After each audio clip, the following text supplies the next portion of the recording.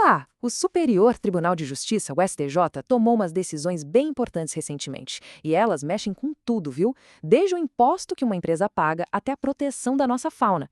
Por isso, a gente vai dar uma olhada em 7 desses julgamentos para entender direitinho como eles podem impactar o nosso dia a dia.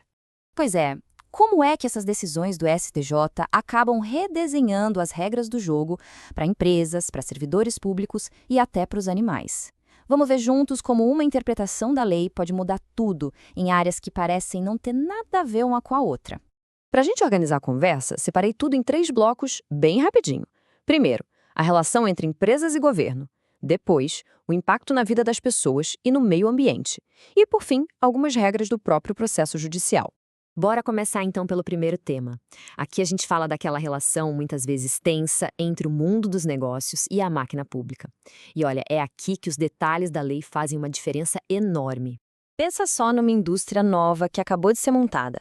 Ela investiu uma grana preta em maquinário e já está pagando ICMS na compra de tudo isso. Só que ela ainda não produziu uma peça sequer, muito menos vendeu alguma coisa. A grande questão que chegou no STJ foi essa. Esse crédito de imposto que ela já tem pode ser usado agora, nesse momento pré-operacional? Mas antes de ir para a resposta, vamos só alinhar um conceito aqui. O que é esse tal de crédito financeiro de ICMS? Imagina que é tipo um direito da empresa de abater o imposto que ela já pagou quando comprou bens essenciais para o negócio, como as máquinas e os equipamentos. É fundamental para a saúde financeira da empresa. Então, olha só a lógica que o STJ usou. É matemática pura. O cálculo desse crédito depende de uma continha, que leva em conta a proporção entre as vendas da empresa e o total de operações. Agora, se a empresa ainda não vendeu nada, não teve nenhuma saída, esse fator na fórmula é o quê? Zero. E zero na multiplicação, zera tudo. A conclusão foi direta. Sem vendas, sem crédito de ICMS para aproveitar naquele período. E isso, claro, tem um impacto gigante para indústrias novas que investem pesado antes da primeira venda. Agora vamos para outra situação que é bem complicada. Imagina que o governo precisa desapropriar as ações de uma empresa, mas quando você olha o balanço dela, as dívidas são maiores que os ativos. Em outras palavras, o patrimônio líquido é negativo. Como é que se define o valor de uma justa indenização num cenário desses? A briga toda girou em torno de 2 conceitos. De um lado, o patrimônio líquido, que é um cálculo frio, contábil, bem objetivo. Do outro, o fundo de comércio, que é bem mais subjetivo, né? Inclui o valor da marca, a clientela, coisas que não dá para pegar. O STJ foi taxativo. Se o patrimônio líquido já está no vermelho, não dá para somar o valor subjetivo do fundo de comércio. A lógica é que uma empresa que deve mais do que tem não é financeiramente viável para gerar o lucro. Então, esses ativos intangíveis perdem o valor no cálculo. Olha que situação interessante essa agora, que mexe com o tempo e a lei. Um agente público foi processado por improbidade com base numa lei bem rigorosa. Só que, no meio do caminho, o Congresso aprovou uma lei nova, bem mais branda. A pergunta de $1 milhão é: essa lei mais boazinha pode voltar no tempo para beneficiar essa pessoa? A linha do tempo ajuda a gente a entender. Primeiro, aconteceu o ato de improbidade. Anos depois, a lei nova entrou em vigor. E aí, o STJ bateu o martelo. Seguindo uma tese do Supremo, o tribunal decidiu que sim, a lei mais benéfica pode retroagir. Mas tem uma condição de ouro. O processo não pode ter acabado de vez. Não pode ter o famoso trânsito em julgado. Nesse caso concreto, como a lei nova era mais leve, a pena de suspensão dos direitos políticos foi retirada. Ok, agora a gente sai um pouco desse universo das empresas e do governo e mergulha em decisões que tocam mais de perto a vida das pessoas e a proteção do nosso meio ambiente, do nosso patrimônio natural. Essa aqui é uma dúvida clássica, principalmente para quem estuda para concurso.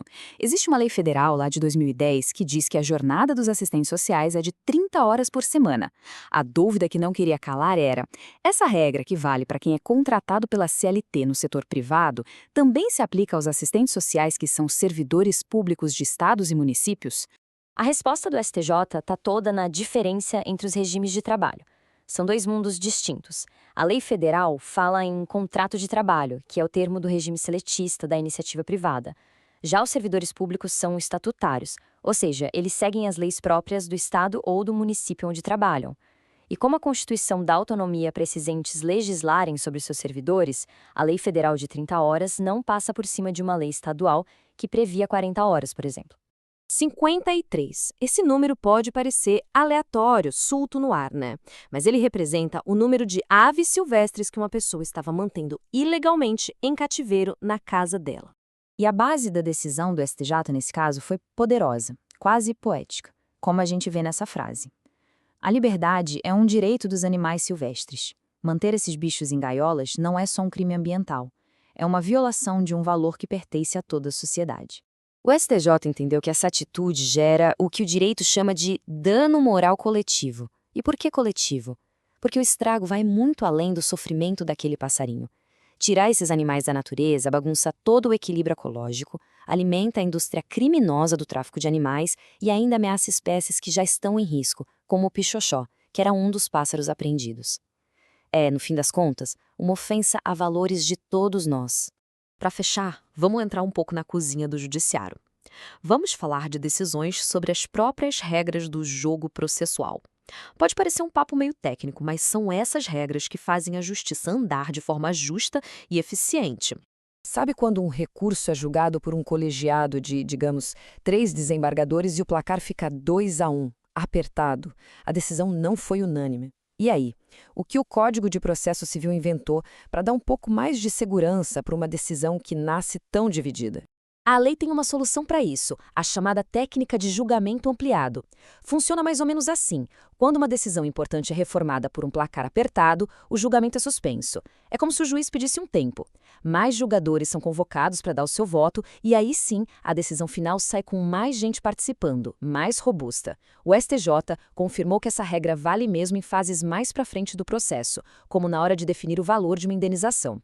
E vamos para a última questão processual. Os tribunais superiores, para agilizar a justiça, criam teses em temas repetitivos que servem para padronizar as decisões em todo o Brasil. Mas, e se um juiz ou um tribunal local olha para um caso e diz: olha, esse meu processo aqui é diferente, tem uma particularidade. Essa tese geral não se aplica a ele. Dá para recorrer direto para o STJ para discutir essa decisão? A resposta do STJ foi curta e grossa. Não. Essa análise que o tribunal de origem faz de ver se o caso concreto se conforma ou não à tese geral é de responsabilidade dele.